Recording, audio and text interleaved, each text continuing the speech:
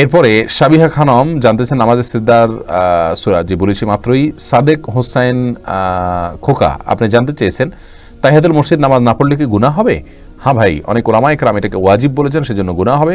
আর নবী সাল্লাল্লাহু আলাইহি সাল্লাম স্পষ্টভাবে নিষেধ করেছেন, নিষেধাজ্ঞা স্বরূপ সূচক ক্রিয়া ব্যবহার করেছেন, লা ইয়াজলিস হাত্তা ইউসাল্লি রাকাতাইন, কেউ যদি মসজিদে ঢুকে সেজন্য 2 রাকাত নামাজ না পড়ে না বসে।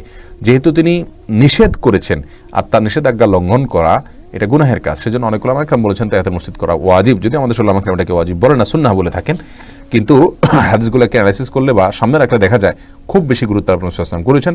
আর রাসূল আকরাম সাল্লাল্লাহু আলাইহি ওয়াসাল্লাম কোনো বিষয়কে খুব গুরুত্বের সাথে নির্দেশ করলে সেটা ওয়াজিব ধরা হয়। অতএব তাহিয়াতুল মসজিদ পড়া উচিত। অনেক লোককে নবী সাল্লাল্লাহু আলাইহি ওয়াসাল্লাম বসার পরে দাঁড় করিয়ে আবার এই নামাজ পড়িয়েছেন। তো সেখান থেকে বোঝা যায় যে এই সালাত অনেক বেশি গুরুত্বপূর্ণ এবং আবশ্যক। যাই হোক, আমাদের ইখতিলাফ আছে এবং প্রত্যেকেরই দলিল আছে, আমরা বিস্তারিত সেদিকে যাচ্ছি না।